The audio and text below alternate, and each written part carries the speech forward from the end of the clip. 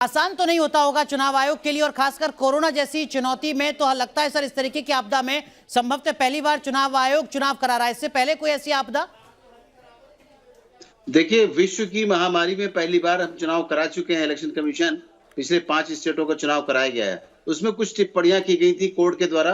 अब की बार election commission full तैयार है और हर तरह के प्रिकॉशन लेगा। आज आपने सुना होगा हमारे चीफ इलेक्शन कमिश्नर का जो बयान आया है, प्रेस कॉन्फ्रेंस की है, उसमें कि किसी भी तरह की कोई कंप्रोमाइज जनता के साथ नहीं किया जाएगा जो कोविड को का पालन न करे।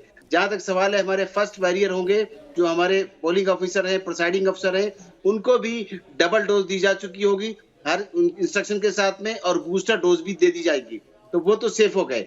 और ज्यादा से ज्यादा जो अभी बात कर रहे थे लोग सभी पार्टियों के कि ज्यादा से ज्यादा उत्तर प्रदेश में क्यों चुनाव के फेज रखे गए, इसलिए कि सेफ, सिक्योर और चुनाव हो सके निष्पक्ष रूप से, और उनको सही तरीके से समझा और संवारा जा सके एक एक पोलिंग स्टेशन पर हमारे यहाँ। लेकिन अमीन साहब, आप मुझे दुरुस्त कीजिएगा सर, अगर कोरोना के चलते सेफ चुनाव हो सके, ये दलील है 7 चरणों के चुनाव की, तो ये दलील 2017 में क्यों थी सर? तब तो कोरोना नहीं था। उससे पहले विधानसभा चुनाव में तो अगर मैं सही हूं तो 8 या 9 चरणों में चुनाव हुआ था। हो सकता है मैं गलत। नहीं, आप ये देखिए ना कि हमारे पास इंफ्रास्ट्रक्चर है। इलेक्शन कमीशन का कोई अपना इंफ्रास्ट्रक्चर नहीं होता। हम जो भी लेते हैं अधिकारी उस स्टेट से लेते हैं, या हम अपने ऑब्जर्व दूसरे प्रदेशों से बुलाते हैं और तब हम चुनाव कराते हैं। अपना इलेक्शन कमीशन का कोई इतना बड़ा इंफ्रास्ट्रक्चर नहीं है, चाहे वो आईपीएस हो, आईएएस हो, आईआरएस हो, और आज तक तो इन सारे अफसरों को बुलाते हैं बाहर से। उमाकांत सर भी हमारे साथ जुड़े हुए हैं, वरिष्ठ पत्रकार हैं। उमाकांत सर, आपने सुना होगा संभवतः अभी हरीश रावत साहब हमारे साथ जुड़े हुए थे, और हरीश रावत साहब सीधा सीधा दावा कर रहे थे कि इस बार तो 2022 में उत्तराखंड में कांग्रेस पार्टी की जीत पक्की। आप तो खुद उत्तराखंड से आते हैं सर, एक पत्रकार के तौर पर भी और एक उत्तराखंड के वोटर के तौर पर भी, कांग्रेस की लड़ाई किस तरीके की आपको नजर आ रही है इस बार उत्तराखंड में?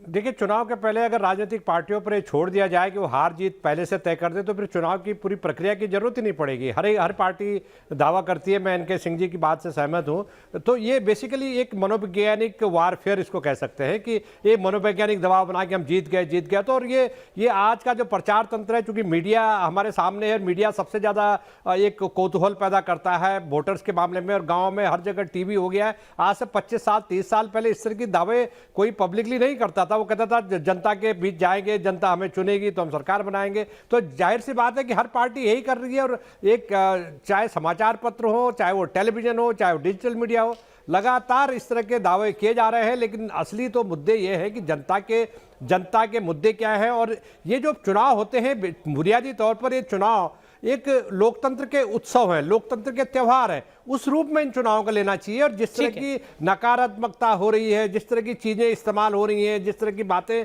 दावे किए जा रहे हैं, जिस तरह के ऐसे इश्यू जिनका चुनाव की रणनीति से या चुनाव की लोगों की तकदीर से, मतदाताओं की तकदीर से, उनके भाग्य से, उनकी रोजी रोटी तकदीर से, उनकी शिक्षा से, उनके जो जीवन के जो दूसरे पहलू हैं जो बहुत महत्वपूर्ण हैं, उनके जिंदा रहने के अधिकार से जुड़े हुए हैं, उन मुद्दों को राजनीतिक पार्टियों को महत्ता देनी चाहिए और बताना चाहिए कि हम आपकी जिंदगी को, आपकी तस्वीर को, आपके जीवन की तस्वीर को सुधारने के लिए क्या क्या करने जा रहे हैं। तो ये बड़ा महत्वपूर्ण सवाल आपका है, लेकिन इसके कई मायने इसके मेरे हिसाब से बिल्कुल दिखाई देते हैं। लेकिन इनके सर जो बात यहाँ पर उमाकांत सर कह रहे हैं कि देखिए जो बुनियादी मुद्दे हैं, जो जरूरी मुद्दे, उन पर बात होनी चाहिए।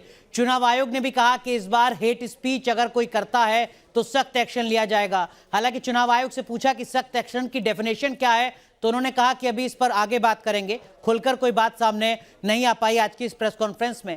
क्या वाकई आपको लगता है कि जो आदर्श स्थिति है वही जमीन पर दिखेगी भी? कोई हेट स्पीच नहीं होगी, सिर्फ जरूरी मुद्दों की बात होगी?